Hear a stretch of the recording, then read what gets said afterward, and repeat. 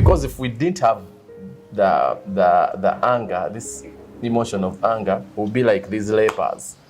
People can abuse your boundaries without you knowing. But now that we have it, you can protect yourself using that anger.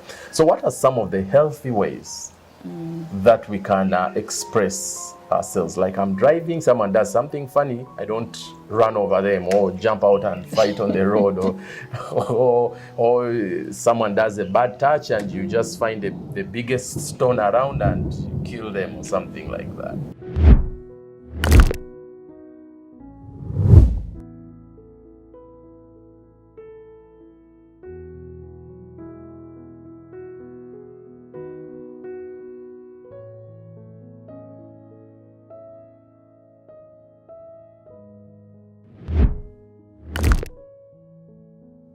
Welcome to the show. Today's show is different. This is Didas. I know you're used to Cordelia, but this is Didas, and I'm here with Anne. We're going to talk about anger. Again, this is Anchored. We keep encouraging you to subscribe. Click that notification button. My name is Anne Asimwe. I'm a born-again Christian, and I'm a student at Makerere University pursuing a master's degree in counseling psychology. Anger, before we even define what it is, if it is something that is learned, acquired, inborn. It's a normal emotion, like the way you would say joy is an emotion, like the way you would say sadness. So it is also an emotion. Yeah, but it is triggered by certain things that happen around you. Okay. Yeah. Okay. So we want to look at it on like the biblical view of anger, what the Bible talks about it, and also the for lack of a better word, we can use the secular. When I say secular, I don't mean wicked or what, but just the general perspective of anger. The Bible says, in a way, it kind of permits us to sin, not to sin. Sorry, it permits us to be angry, but not to sin. There is an allowance there of you can be angry but do not sin. And then there are other verses that talk about more like the spectrum of anger, the anger, the bitterness, the wrath, and the clamor, all these other things. Maybe you can help us define some of those things. What is bitterness? Because there is an abuse of words. I can say, I'm so bitter with you, yet I'm meaning I'm angry with you. Or like, what is the proper usage of this language given the definition you've given us? Okay, if I'm to define anger, I'll define it as an emotion that a feeling or an emotion when someone is, let's say, has been disappointed, when someone perceives that they've been provoked. It is just a feeling or a thinking that I've been provoked. This person is threatening me. This person is hurting me. So you're disappointed at something, and so you get angry. Yes, usually it happens, of course, in all situations, at home, school, anywhere, family situations you cannot handle, so you get angry. So it's an emotion of being annoyed or unhappy or disappointed at something. Yeah. Is it there is a standard that at this standard all of us, that's why we get annoyed? Or it's from a place of perception? Yes, usually it's from a place of perception, because this is what you're thinking. You may perceive as a threat coming from the other person, yet the other person is not actually threatening you.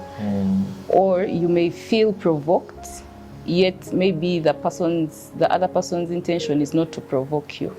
So it is a perceived feeling. Yes, or you're thinking that maybe I'm right in this particular, say, a conversation. I am right. So you get angry if maybe your idea is not taken, or so there are different feelings that surround that anger emotion. Yeah. Okay, so you're saying it's a feeling, so it addresses my feeling, where I'm at in my thoughts, where I'm at in my inner world. In other words, what might provoke me might not provoke you. Yes, that's true. And what might anger another person might not anger another person. So what are some of those things that causes those degrees? Because the Bible talks about not easily being provoked. Otherwise we would go around being angry all the time, angry all the time. Of course, there are people who are like that. There are people who live like a very annoyed life. You don't even want to associate with them. But then there are people who are so jolly, like you even wonder, no, this person, do they even ever get annoyed? But from your saying, it looks like everyone at one place gets annoyed, but it just varies from our perceptions. So what are some of these things that set those standards for us? Yes, it is true. Everyone has a degree of anger, and of course, the Bible acknowledges that we can get angry, because in Hebrews chapter 4, verse 26-27, the Bible tells us, "Be angry and sin not." Yeah, so even the Bible acknowledges that at some point we are going to get angry, but in that anger, we shouldn't sin. So the levels of anger come in when that anger is not addressed. For instance, if you don't address your anger, so you grow into bitterness. So this bitterness is unresolved anger you have not dealt with, you have not let go of. And then the wrath is just an extreme of this anger. So you may be angry and you're just keeping it to yourself, but now when you have that wrath, it can even cause you to react in certain ways. You may abuse, you may fight, you may you're thinking of revenging, you're replaying things in your mind, and you want to hit this person, you're always judging, you're always criticizing. So it grows if it is not resolved. Yes, so the best thing is for you to resolve that anger. And bitterness is that unresolved anger. It also talks about biblical resolving of anger. If it is not resolved according to the biblical way, then it will of course grow into the wrath, the rage, the fury, the clamor. Yes. And that's good information. That's really good information.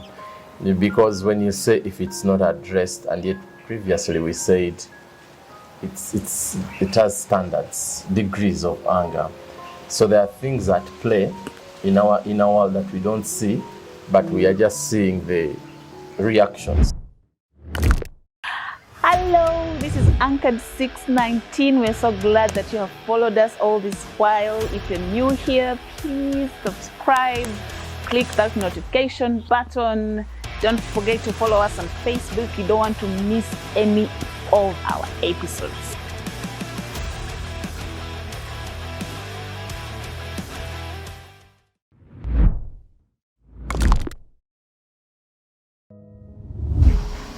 Of course, a lot can be said about anger. Unfortunately, we don't have that much time. But as we are maybe trying to help people out there, we cannot fail not to talk about these two things. One, the expression of it. Because you said the Bible says sin, rather not sin. Bible says Be angry and be sin angry. not. By the fact that say be angry, there is a sense of permission. Because like we said, emotions is, we can use them as guards. So I want to, in the area of expression, for example, like as a lady, if you're walking and someone touches you inappropriately, you get mad. Of course. You're driving and and somebody, you know, these what did you call it? Road rage. Road rage, like those road rages, and you see someone really was driving funnily. Those, like we talked about the government, like some of these injustices we see around. How do we express? Because if we didn't have the anger, this emotion of anger, will be like these lepers. People can abuse your boundaries without you knowing. But now that we have it, you can protect yourself using that anger. So what are some of the healthy ways that we can express ourselves? Like I'm driving, someone does something funny, I don't run over them or jump out and fight on the road, or someone does a bad touch and you just find the biggest stone around and you kill them or something like that. Yeah, that's a good question. So how do I, in other words, manage anger? Yes, so of course there are various ways how you can manage anger, but I'll just touch on a few. And one of them, of course, is the biblical way of be slow to speak. James 1, I think from 19, tells us be quick to listen, slow to speak, slow to get angry. So when someone throws something at you, like an insult, or you're driving and they're like, or you're mukazi, you know, and then you're angry, but be slow to speak. So in that being slow to speak, you won't say something that you regret. Yes. So the other thing you can practice is now, after you've become slow in speaking, now you think. And after you have thought, maybe speak. So you also need to express that emotion in some way. And of course, there are productive ways of expressing anger. You can maybe, of course, you can't tell the person on the road what you did was wrong, or you can, if you're having some struggle with a colleague, maybe you can go to them and say, what you said was not, I didn't feel good about what you said. So you express it and resolve it there. Then the other thing you can do is forgive. The Bible tells us to forgive. Once you forgive a person, you've let go of that burden. Yeah, so it is good to forgive. But if all those things have not been done, then you must seek help. If now the anger has become uncontrollable and part of you. Yeah, and then that's when someone would say that now you have anger issues. Then you need to seek more help. Yes, to deal with those deep-rooted issues that cause you to always be angry and bitter. Thank you, Anne. It's been quite an informative conversation. Of course, we can't cover all, and we've tried to tone it down so that it can suit a layman. But it's not a healthy life to live an angry person. We've been called to a place where we have to live with the joy of the Lord, live at peace, and enjoy this life that we live. Will people provoke us? Of course they will, but it is our inner person that we have to take care of, that we can be more fruitful and productive in the societies we live in. If you need more help in this area, please don't hesitate to reach out. We'll be glad to help you. God bless you. God bless you.